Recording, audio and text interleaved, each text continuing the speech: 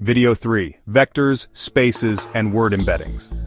Now let's go deeper into vectors and their role in AI. A vector is just a list of numbers. But in AI, vectors can represent almost anything: an image, a sentence, even your shopping habits.